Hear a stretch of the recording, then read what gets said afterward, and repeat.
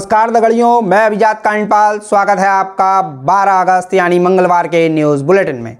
आज की खास खबरें हैं। आपदा के लिहाज से संवेदनशील इलाकों व नदी नालों के किनारे निर्माण कार्य किए गए बैन। धराली में कल नहीं हो सका एक भी व्यक्ति का हेली रेस्क्यू। लापता लोगों का आंकड़ा बढ़कर पहुंचा 42। 24 नेपाली मजदूरों की भी हो रही है तलाश। 24 में से 4 जिला पंचायत अध्यक्ष पदों पर बीजेपी ने किया कब्जा। निर्विरोध जीते प्रत्याशी। अल्मोड़ा में त्रिकोणीय हुआ मुकाबला।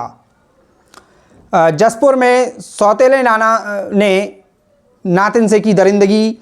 नातिन के बिटिया को जन्म देने पर नवजात को किसी अन्य व्यक्ति को दिया गोद। शादी तय होने के बाद 3 बच्चों के पिता संग ट्रेन के आगे कूदी युवती। युवक की हुई मौत व खुद हुई घायल। खबरें विस्तार से। आपदा के लिहाज से संवेदनशील इलाकों व नदी नालों के किनारों पर निर्माण कार्य किए गए बैन। उत्तराखंड के मुख्यमंत्री पुष्कर सिंह धामी ने राज्य में आपदा प्रबंधन एवं सुरक्षा को लेकर एक बैठक की है।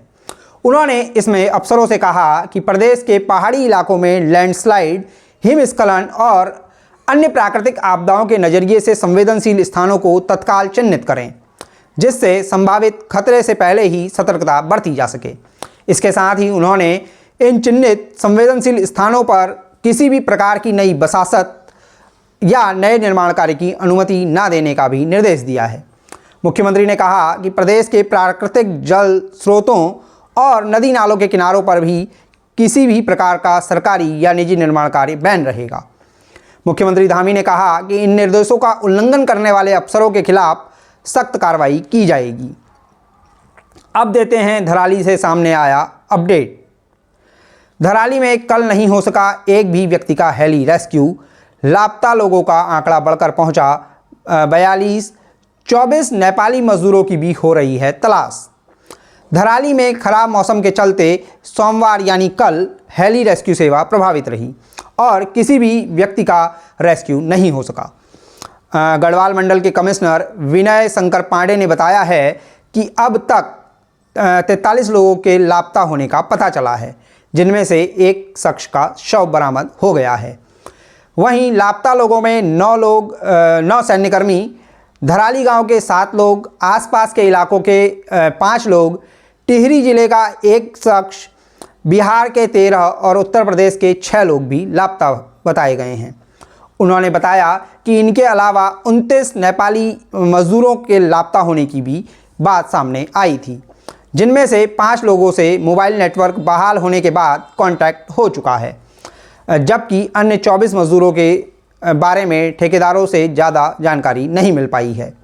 उन्होंने बताया कि ठेकेदारों को इन मजदूरों का मोबाइल नंबर और अन्य जानकारियां अरेंज करने के लिए कहा गया है। इधर सरकार ने धराली में आपदा से प्रभावित 98 परिवारों को 5-5 लाख रुपए के चेक बांटने की भी जानकारी दी है। आइए आपको सुनाते हैं लापता लोगों के बारे में पांडे जी का बयान। अभी तक जो हम लोगों के पास आंकड़े आए हैं उसमें मिसिंग पर्सन्स की संख्या 43 है। उसका मैं आपको ब्रेकअप आपको दे सकता हूं, जो अभी तक हमारे पास रिपोर्ट हुए हैं। इन 43 में 9 पर्सन्स आर्मी के थे, जो पहले दिन ही जो दुखद घटना हुई थी, और इसमें 13 लोकल के लोग थे। इसमें 8 हमारे धराली के थे। इसमें से एक डेड बॉडी भी मिली थी हमें पवार जी की, और उनको नियमानुसार जो भी हम लोग सहायता दे सकते थे उसकी भरपाई तो नहीं कर सकते, लेकिन जो हम दे सकते थे वो हम लोगों ने दिया है। और 5 नियर बाई के लोग हैं, धौतरी के और आसपास के लोग हैं। तो लोकल्स 13 हैं। टिहरी का 1 व्यक्ति अभी जो मिसिंग रिपोर्टेड है। बिहार के 13 लोग हैं और यूपी के 6 लोग हैं। इसके अतिरिक्त एक बड़ी संख्या आई थी 29 नेपाली मजदूरों के लापता होने की, लेकिन इनकी जो अभी स्थिति हम लोगों ने मोबाइल नेटवर्क बहाल हुआ है तो उसमें 5 तो मिल गए हैं। अब ये संख्या घटकर 24 हो गई है। और इनके जो कॉन्ट्रैक्टर्स हैं उनसे संपर्क किया जा रहा है, उनके पास बहुत डिटेल नहीं है। और हम लोगों ने उनसे ये कहा है कि आप जहाँ से लेबर में गई है वहाँ से कॉन्टैक्ट करिए आप, ताकि उनकी पूरी डिटेल मिले, उनके मोबाइल नंबर मिले। तो हो सकता है कि ये नंबर्स अभी मुझे लगता है कि अभी काफ़ी घटेंगे ये, क्योंकि अभी कल तक 29 थे, अब ये 24 हो गए हैं। तो अभी इसमें हमको थोड़ी सी प्रतीक्षा करनी पड़ेगी, लेकिन जो हमने 43 का आपको आंकड़ा बताया है ये अभी तक कंफर्म्ड है। और इसके साथ ही साथ जो लोग बिहार के 13 मिसिंग हैं, यूपी के, इनके भी घर के एड्रेस वगैरह मांगे जा रहे हैं। क्योंकि मेरा पर्सनल एक्सपीरियंस है, जब लास्ट ईयर केदारनाथ जी में आपदा आई थी, वहाँ काफ़ी बड़ी संख्या में मिसिंग लोगों के बारे में बताया गया। और जब 4 दिन बाद नेटवर्क बहाल हुआ, लोगों के मोबाइल चले, उनकी लोकेशन ली गई, तो शुरुआत में आया कि 3 लोग राजस्थान के लापता हैं, और ये तीनों जयपुर में अपने घर पहुंच चुके थे। हमारे ख्याल में हमारे साथी भी वहाँ पर थे कवरेज में। तो अभी हमें इसमें थोड़ी प्रतीक्षा करनी पड़ेगी, और 1-2 दिन के अंदर जो भी वस्तुस्थिति होगी आपको लोगों को समय समय पर हम अवगत कराएंगे। लेकिन अभी हमारा आंकड़ा 43 के मिसिंग का है। ये हम इसको जितना हमने अपने डिफरेंट सोर्सेज से कंफर्म किया है उसमें पाया गया है। अब बढ़ते हैं अगली खबर की ओर। 12 में से 4 जिला पंचायत अध्यक्ष पदों पर बीजेपी ने किया कब्जा, निर्विरोध जीते प्रत्याशी। अल्मोड़ा में त्रिकोणीय हुआ मुकाबला।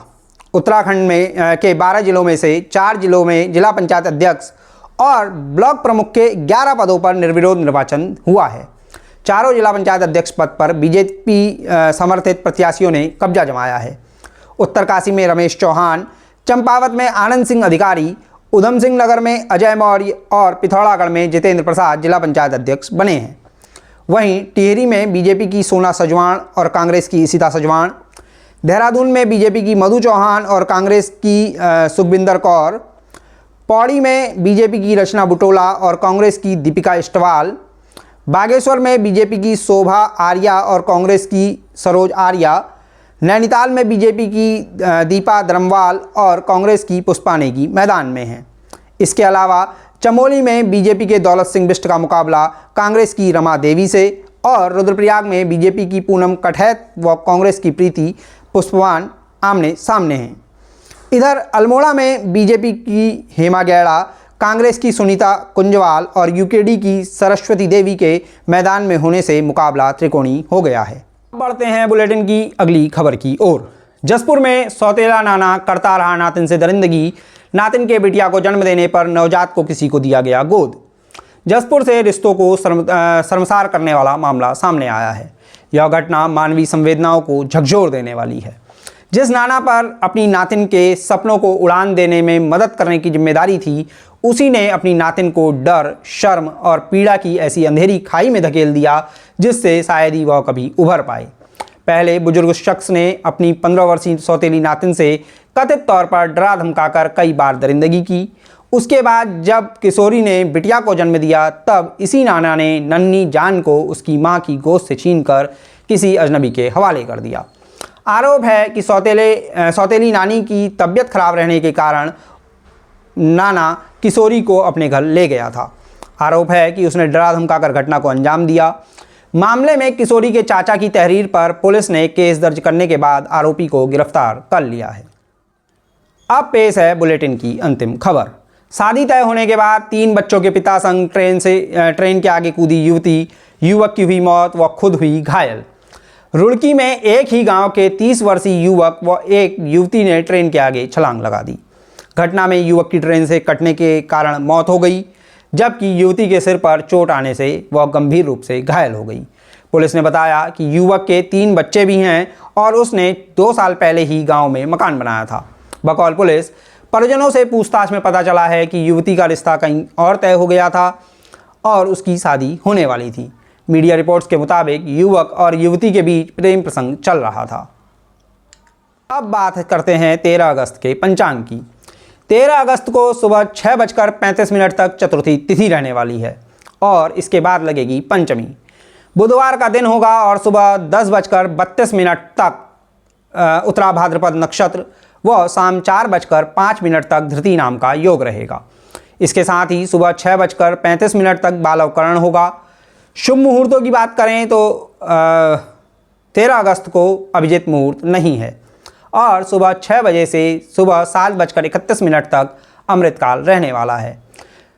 तो ये थी आज के बुलेटिन की खास खबरें। अगर आपके इलाके से जुड़ी कोई समस्या आपको तकलीफ़ दे रही है या आप किसी मुद्दे पर अपनी आवाज़ बुलंद करना चाहते हैं तो उसे हम तक ज़रूर पहुंचाइए। आप कमेंट के ज़रिए अपनी दिक्कत बता सकते हैं। आपकी कहानी, आपकी आवाज़ हमारी खबर हो सकती है। वीडियो पसंद आई हो तो लाइक, शेयर और कमेंट करना मत भूलिएगा ताकि ये बातें सिर्फ हमारे कानों में नहीं बल्कि पहाड़ के हर घर तक पहुँचें। पी फॉर पहाड़ न्यूज़ का लिंक अपने उन दोस्तों और परिवार वालों तक जरूर शेयर कीजिए जिनका दिल पहाड़ के लिए धड़कता है। जल्द मिलेंगे किसी नई कहानी के साथ, तब तक के लिए दीजिए इजाज़त। नमस्कार, मैं अभिजात कांडपाल।